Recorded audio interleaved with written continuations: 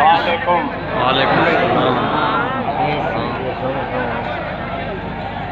आप लोगों ने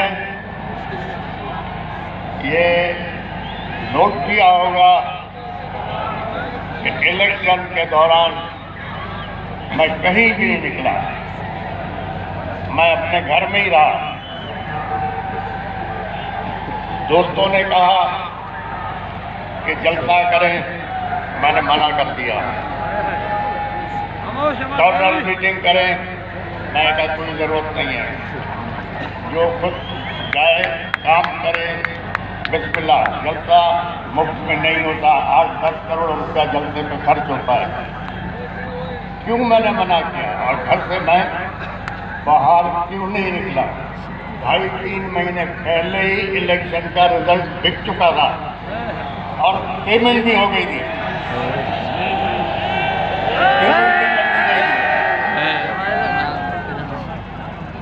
जब मैं हमेशा कहता था, और मेरे कुछ दोस्त कहते थे आप बार बार क्यों कहते हैं, मैं हमेशा कहता था कि फेडरेशन की अलामत हमारी फौज है, रखवाली है फेडरेशन की। इस इलेक्शन ने प्रूव कर दिया, कोई भी सियासी पार्टी, कोई भी सियासी लीडर अब नेशनल लेवल पे, कौमी लेवल पे कोई भी नहीं है, सब सूबे लेवल पे आ गए। इस इलेक्शन ने प्रूव कर दिया। अब जहां तक सवाल है, हमने दिलचस्पी नहीं दिखाई, वो मैंने बता दिया कि 2.5-3 महीने पहले ही हमें पता था कि पेमेंट हो गई है, जहां जहां जानी थी पेमेंट चली गई है। बाकी ये हमारा एक आईनी हक है कि हम एहतजाज करें, प्रोटेस्ट करें, लेकिन हमारा प्रोटेस्ट, एहतजाज जो इलेक्शन में डाका डाला गया है उसके खिलाफ है। बाकी फौज हमारी अपनी है, हम सोच भी नहीं सकते कि हमारी फेडरेशन को संभाल रही है, उस फौज से हम दूर हो, हम ये सोच भी नहीं सकते हैं।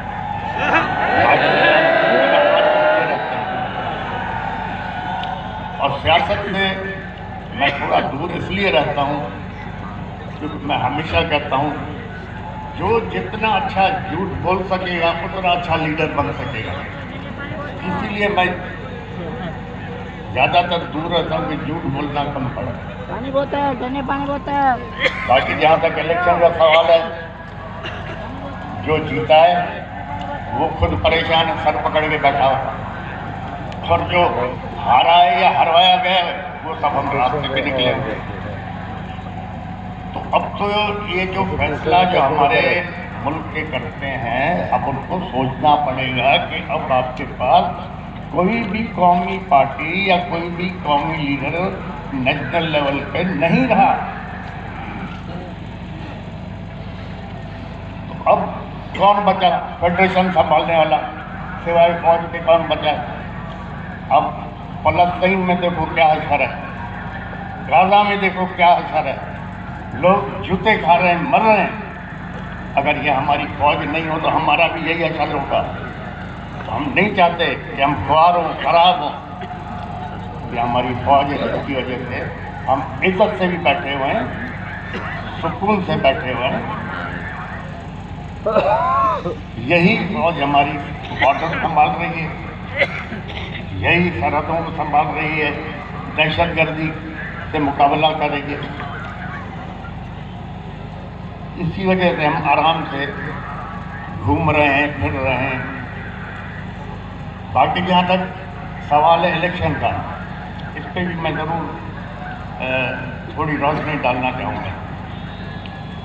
अब इंट्रा पार्टी इलेक्शन है,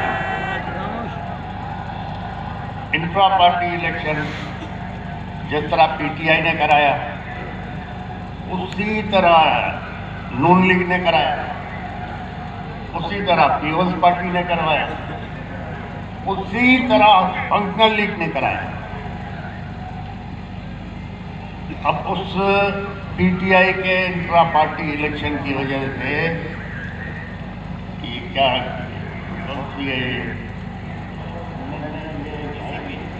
इलेक्शन कमीशन उसने जमीन आसमान एक कर दी।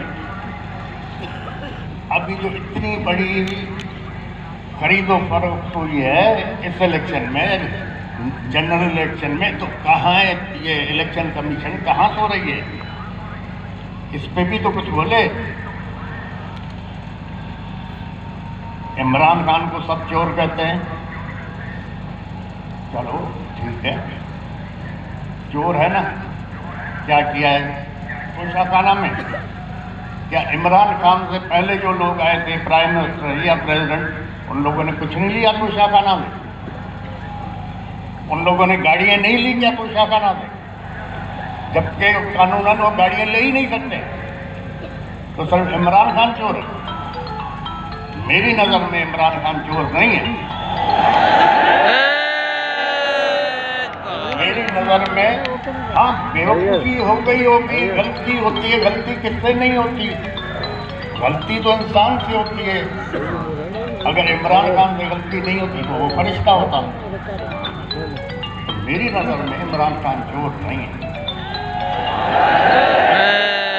अगर इमरान खान चोर है फिर हम सभी चोर हैं। इंशाअल्लाह ताला अब ये एक कुदरती निजाम है। अगर सैलाब आ रहा है, पानी आ रहा है, उसका रास्ता रोकोगे तो फिर दूसरी जगहों को डुबाएगा। अब जो ये 2-2.5 करोड़ नौजवान नए वोट आए, वो एक सैलाब था ना। अब जब उस सैलाब को रोका गया, क्या हुआ? पाकिस्तान की तारीख में पहली दफा आजाद उम्मीदवार मेजॉरिटी में जीत गए। सबको डुबा दिया उन्होंने। ये तो पीटीआई के नौजवानों ने, बच्चों ने, लड़कियों ने, औरतों ने एक कमाल करके दिखा दिया। न उसके पास सिंबल, न किसी को निशान का पता पड़ रहा था, और न फिर कोई सोच रहा था कि आज़ाद उम्मीदवारों को वोट मिलेंगे, लेकिन मिल गए। तो अगर किसी इस मुल्क में अगर आप इंसाफ नहीं दोगे, इज्जत नहीं दोगे, तो लोग फिर इंसाफ के लिए अलग रास्ता निकालेंगे। काफ़ी वक्त पहले अखबार पढ़ रहा था तो उसमें लिखा हुआ था कि जनाब 2 या 3 आदमियों को फांसी की सज़ा हो गई। 8-10 साल केस उनका चलता रहा। 8-10 साल के बाद सुप्रीम कोर्ट ने फैसला किया कि ये बेगुनाह हैं, इनको आज़ाद किया जाए। तो जेलर ने कहा जी आज़ाद कहाँ से करें, 6 महीने पहले फांसी हो चुकी है। अब हमारे पास इंसाफ तो ऐसे चलते हैं। अब सुप्रीम कोर्ट कह रहा है इसको आज़ाद करो। जेलर कहता हमने फांसी दे दी क्योंकि उसको फांसी की सज़ा हुई थी। अपील 10 साल के बाद कोर्ट ने सुनी। तो जहाँ ना इंसाफ होगा, न इज्जत होगी, तो फिर लॉ एंड ऑर्डर तो ज़रूर ख़राब होगा। इंशाअल्लाह ताला अब सोचना यह है कि कानून के दायरे में रहते हुए और इज्जत से इस मसले को बाकी पार्टियों के साथ, ये हो गई, जमात इस्लामी हो गई, और मज़ीद जो भी हमारे साथी हमारे साथ आना चाहें, हम उनसे मिलके उनके मशवरे के साथ इसको चलाएंगे। जहाँ तक मुझे पता है, जो मैं समझता हूँ, जो ऊपर खिचड़ी बन गई है, 8-10 महीने से ज़्यादा ये हुकूमतें चलना ही नहीं है।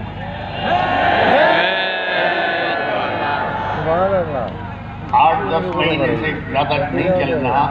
अब पिछले जो 20 महीने हुकूमत थी, उसमें जो महंगाई आसमान पे गई है, उससे क्या हुआ है?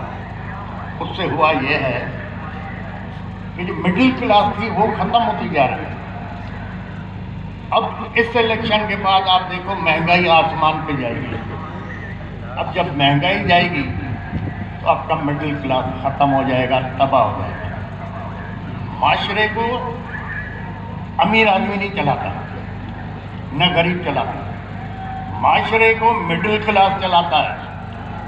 जब मिडिल क्लास खत्म हो गया तो आपका माशरा खत्म हो जाएगा। तो खुदा के लिए जो ये देख रहे हैं हालात किस तरफ हमारे जा रहे हैं, इनको सोचना चाहिए। और ये 8-10 महीने से ज़्यादा हुकूमत चलनी भी नहीं है। हो सकता है अब फौज ने सबको आजमा लिया, अब आजमाने के लिए बचा क्या है। हो सकता है इमरजेंसी डिक्लेयर हो जाए या मार्शल लॉ लग जाए। यही जज उसको प्रोटेक्शन देंगे, यही जज को इधर बैठे हैं, यही जज लीगल कवर देंगे। तो हालात अच्छे नहीं हैं। दूसरा, मेरे दोस्तों ने कहा कि जी हम बाइकआउट करें इलेक्शन। मैंने कहा नहीं, आप बिल्कुल लड़ें। अगर नहीं लड़ते इलेक्शन तो हम कैसे लोगों को एक्सपोज करेंगे। अगर कुछ दोस्तों के कहने पे हम बाइकआउट करते तो ये लोग एक्सपोज ही नहीं होते। अब इतने बुरी तरह से एक्सपोज हो गए कि नेशनल और इंटरनेशनल लेवल पे ये बदनाम हो गए। इस इलेक्शन को कौन मानेगा, क्योंकि सारे इलेक्शन फ्रॉड पे थे, रिजल्ट पहले भी किए हुए थे। तो इंशाल्लाह देखिए खुदा अच्छा करेगा। खुदा ताला आप लोगों को, इस मुल्क को, हमारी फौज को अपने हिफ्ज़ अमान में रखे और हर आफत, आजमाइश, तकलीफ, दुश्वारी से पनाह में रखे। हमारे जजों को, हमारी फौज को खुदा रहनुमाई फरमाए।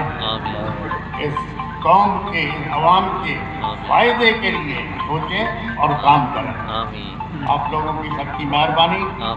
आप लोग दूर से हैं और दूसरा ज़्यादा मैं तकरीर कर भी नहीं सकता, तकरीर मुझे आती नहीं।